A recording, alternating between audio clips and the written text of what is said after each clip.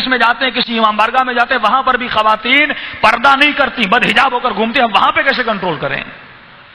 یعنی جب امام بارگاہوں کے اندر خواتین کی یہ حالت ہو، جب مجلسوں میں آنے والیوں کی یہ حالت ہو، تو یہ نوجوان کہاں پہ کنٹرول کرے؟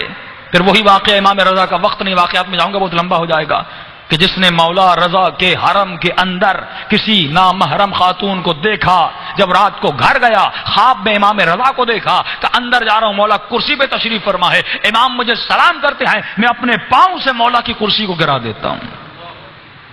کہ مولا زمین نوش ہو جاتے ہیں۔ جب صبح اٹھا روتا ہوا، گریے میں ڈوبا ہوا عالم دین کے پاس گیا، میں نے کہا مولانا میں تو امام کا بڑا احترام کرتا ہوں، یہ کیسا خواب ہے کہ جو میں نے دیکھا؟ فرمایا کل تو نے کوئی گناہ تو نہیں کیا تھا؟ سوچنے کے بعد کہا ہاں حرم گیا، امام کے حرم میں مولا کی قبر کے سامنے میں کسی نامحرم خاتون کو دیکھا۔ فرمایا یہ برابر ہے امام کے چہرے پر تماچے لگانے کے کہ حضور امام میں کوئی گناہ کرے۔ اب وہ خواتین جو مولا کی امام بارگاہ میں آئیں، جہاں پہ ذکر حسین ابن علی کریں اور وہاں پر پردہ نہ کریں، کہ ایک بال بھی اگر کوئی نامحرم مرد آپ کے بال کو دیکھتا ہے، مولا فرماتے اس کا گناہ بہت زیادہ ہے، کہ اگر وہ نوجوان گمراہی کی طرف چلا جاتا ہے، اس کے اندر کے حالات بدل جاتے، مولا فرماتے اس کا ذمہ دار کون ہے؟ وہ انسان ہے جس نے اس کو گمراہ کیا، تا قیامت اس پر عذاب ہوتا رہے گا، اور اس سے شدید عذاب اس کے شوہر پر ہوگا، اس کے بھائی پر ہوگا، اس کے باپ پر ہوگا، جس نے اپنی ماں بہنوں کو حجاب نہیں کروایا اور اسی صورت میں امام بارگاہ تک لا رہے ہیں۔ یہ مجلس صرف مزے کے لیے ہے، یہ مجلس صرف اپنے نفس کے لیے ہے، یہ امام حسین ابن علی کے لیے نہیں ہے، جس مجلس میں کہ مولا فرماتے میرے دو قاتل ہیں، ایک وہ قاتل جو میرے بدن کا قاتل ہے، ایک وہ قاتل جو میرے جسم کا قاتل ہے، دوسرا وہ قاتل جو میرے مقصد کا قاتل ہے۔ کشمر نے میرے جسم کو قتل کیا، ابن زیاد نے میرے جسم کو قتل کیا، تا قیامت کچھ لوگ ایسے ہوں گے جو میرے مقصد کو قتل کریں گے۔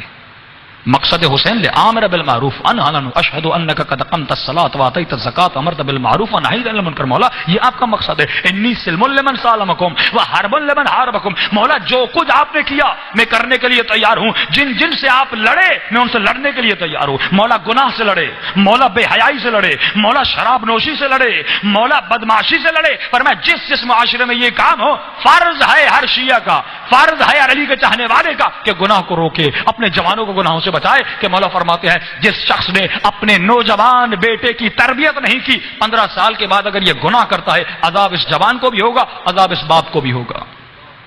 اور فرمایا جس شخص نے اپنی بیٹی کی شادی مال دنیا کی لالچ میں، شہرت کی لالچ میں آ کر کسی بے نمازی، کسی شرابی، کسی بدماش انسان سے کرا دی کیونکہ صرف وہ پیسے والا ہے، فرمایا اس کے نام اعمال میں لکھا جائے گا اس نے اپنی بیٹی کا قتل کر دیا۔ اور جس نے دنیا کی خاطر اپنے بیٹے کی شادی کسی ایسی خاتون سے کروائی کہ وہ مالدار فیملی ہے، وہ پیسے والے ہیں، بھائی اولاد کا کیا ہوگا، تربیت کا کیا ہوگا؟ امام فرماتے مجھے تمہارے گھروں سے حسینی بچے چاہیے، علی